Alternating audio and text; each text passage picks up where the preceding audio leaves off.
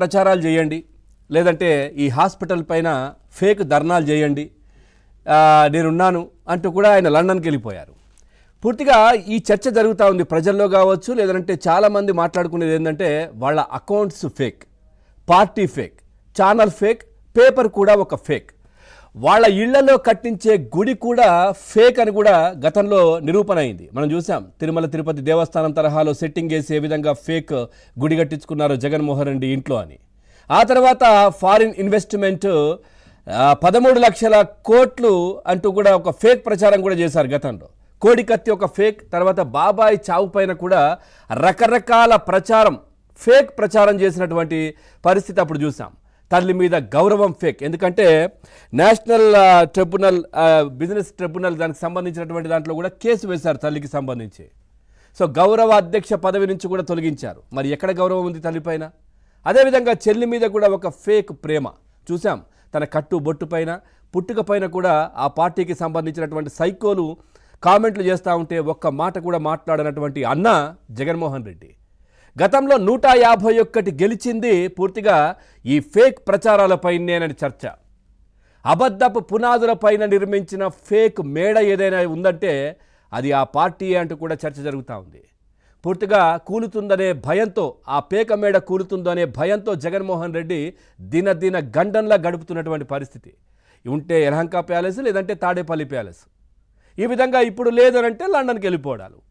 So భయంతో జగన్మోహన్ రెడ్డి ఉన్నటువంటి పరిస్థితి ఇప్పుడు మనకు కనబడతా ఉంది.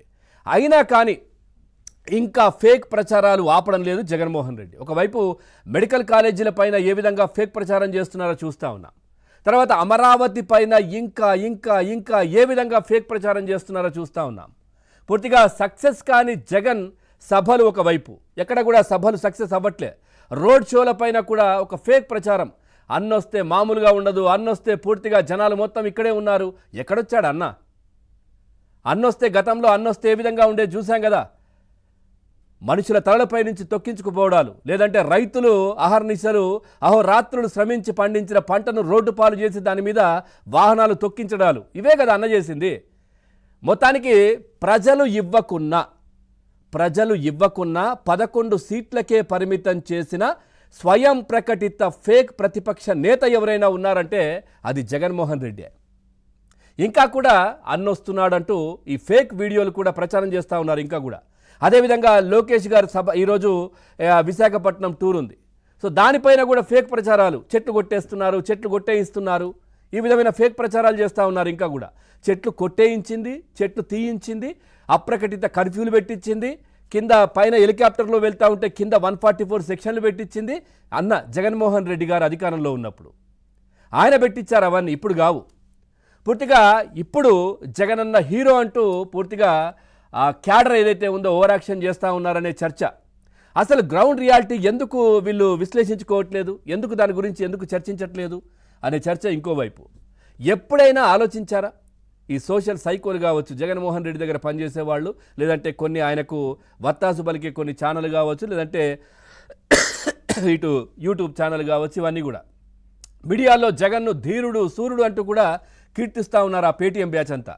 ఇక జగన్ పర్యటనలు ఉంటే అన్నొస్తున్నాడంటూ హడావిడి చేయడం, రప్ప నరికేస్తామనడం, హడావిడి చేయడం, ప్రజలను భయభ్రాంతులకు గురి చేయడం. నిజంగా చెప్పాలంటే అన్నొస్తున్నాడంటే ప్రజలు ఇళ్లకు తాళాలు వేసి ఊర్లు వదిలి పారిపోతున్నటువంటి పరిస్థితులు, మళ్ళీ అన్నపోయిన తర్వాత వస్తామని. ఎందుకంటే ఏం జరుగుతుందో తెలియదు. సో అట్లాంటివన్నీ రియాలిటీ ఎందుకు చూపించట్లేదు జగన్మోహన్ రెడ్డి, ఎందుకు ఆలోచించట్లేదు? దాంట్లో ఉన్నటువంటి చాలామంది గతంలో పనిచేసిన మంత్రులు కావచ్చు, లేదంటే ఆయన దగ్గర ఉన్నటువంటి వాళ్ళు చాలామందికి అయితే తెలుసు, రియాలిటీ తెలిసింది, తత్వం బోధపడింది. కానీ జగన్మోహన్ రెడ్డికి ఇంకా అర్థం కావట్లేదు. మరి ఆ కోటరలో ఉన్నటువంటి 4-5 ఏం చెప్తున్నారో జగన్మోహన్ రెడ్డికి తెలియట్లేదు.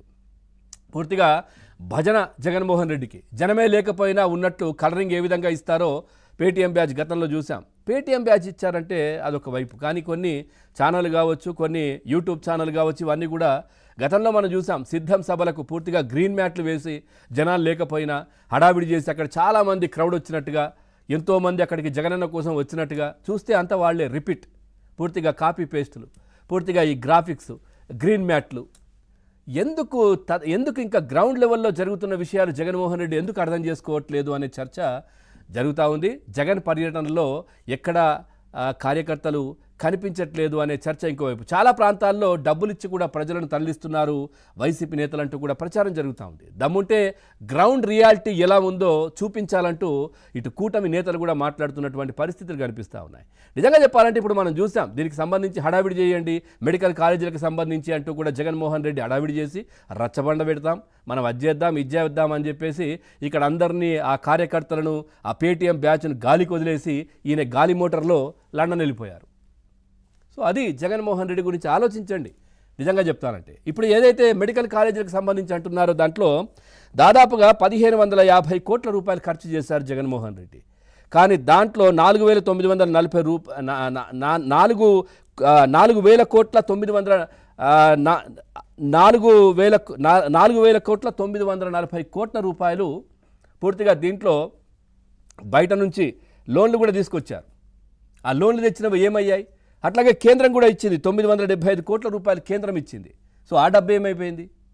సో పూర్తిగా ఖర్చు చేసింది మాత్రం 1550 కోట్ల రూపాయలు. మరి దీనికి లెక్క చెప్పాలి కదా, లెక్కలు అడిగితే లండన్ పోతారా అనే చర్చ ఇంకోవైపు జరుగుతూ ఉంది. ఓవరాల్గా అసలు ఏం జరుగుతోంది, గ్రౌండ్ రియాలిటీ ఎందుకు ఆలోచన చేయట్లేదు?